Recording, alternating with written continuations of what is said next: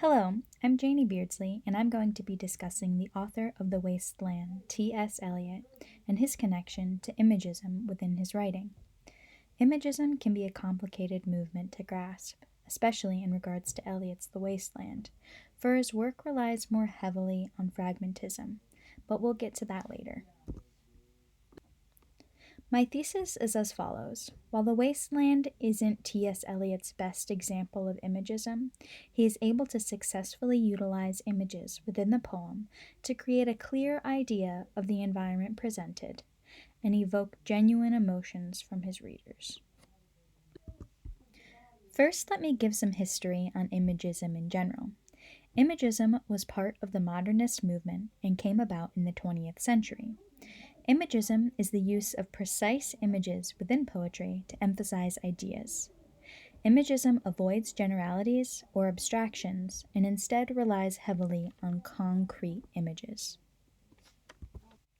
While it is noted that the Imagist movement was rooted in ideas from T.E. Home, an English philosopher and poet, it is Ezra Pound who is considered the founder of Imagism. Pound first introduced the term in 1912 and used it himself in print in November of the same year when publishing Holmes's complete poetical works. A few months later, in March of 1913, Poetry, a popular magazine of the time, published A Few Don'ts by an Imagist, written by Ezra Pound. The work instructs what to avoid when writing a piece of Imagist poetry, and includes how to handle the language and rhythm of this type of work. In the language section, Pound states one must avoid extra words that do not help reveal something, and also avoid abstractions as a whole or mixing abstractions with concrete images.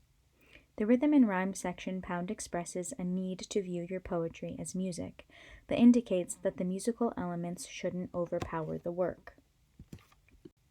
Within this article, another Imagist poet, F.S. Flint, quoted Pound in defining more simply the three tenets of Imagism. 1. Direct treatment of the thing, whether subjective or objective. 2. To use absolutely no word that does not contribute to the presentation. 3. As regarding rhythm, to compose in sequence of the musical phrase, not in sequence of the metronome. In 1914, shortly after Pound edited and published an anthology titled Des Imagists, argument over the Imagist movement began, and Amy Lowell, an American poet, assumed leadership of the movement from 1915 to 1917. At this point, Pound had disassociated himself with the Imagist movement and mocked it by referring to it as Amigism. It is also important to note that Imagism was heavily influenced by East Asia, more specifically Japan. T.E. Holmes's poetry group created similar adaptations to traditional tanka and haiku poetry in 1909, referencing ones written by Japanese poets like Yosano Takan. These adaptations would be the foundation for what's now defined as Imagism. Now that we have a little more background on Imagism, let's look more specifically at T.S. Eliot's role in the movement. Eliot and Ezra Pound were not only poetic contemporaries, but they were friends as well. This friendship would later be suggested to play a large role in Eliot's use of Imagism in his works.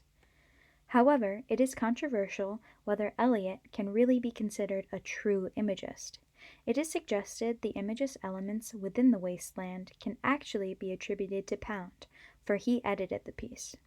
Many critics suggest Eliot's work fell closer to fragmentism. The use of fragmentation within poetry refers to breaking up a poem into parts and leaving gaps within the thoughts or images.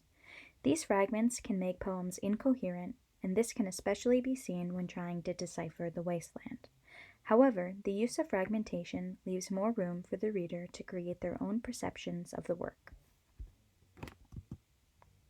While Eliot's position within the Imagist movement is debatable, during his writing career, Eliot coined the term objective correlative, which is closely related to Imagism.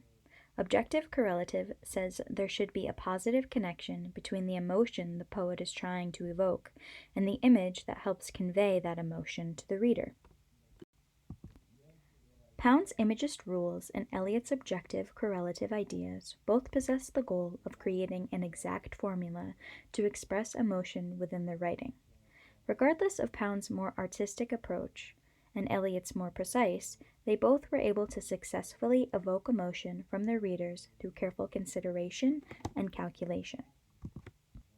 Taking a close look at The Wasteland, you notice there are plenty of moments where Imagism is prominent through its use of specific images without the use of numerous adjectives or metaphors. One excerpt from The Wasteland that I noticed had successful use of Imagism is found in the Fire Sermon, beginning on line 249. She turns and looks a moment in the glass, hardly aware of her departed lover. Her brain allows one half-formed thought to pass. Well, now that's done, and I'm glad it's over. While this excerpt avoids flashy words, it delicately paints a picture and allows the reader to both see this woman and feel what we assume is her pain. Eliot proves you don't need a surplus of adjectives in order to tell a vivid story. As a reader, we can grasp at the idea that this woman is struggling in her romantic relationship. Eliot himself sums up the way in which he strives to create stories within his poetry the best, according to a study by the ANU Undergraduate Research Journal. Eliot calls it that at which I have long aimed in writing poetry, poetry standing naked in its bare bones, as it is free of romantic or ornamental phrase, which also heralds back to Pound's first and second Imagist objectives as published in 1913. With the help of Ezra Pound and Eliot's unique approach to poetry, The Wasteland presents us with some thought-provoking images. These images are both vivid and elicit strong emotions in regards to the story Eliot tells. Regardless of his distinct use of fragmentation, I believe Eliot can still be considered an imagist.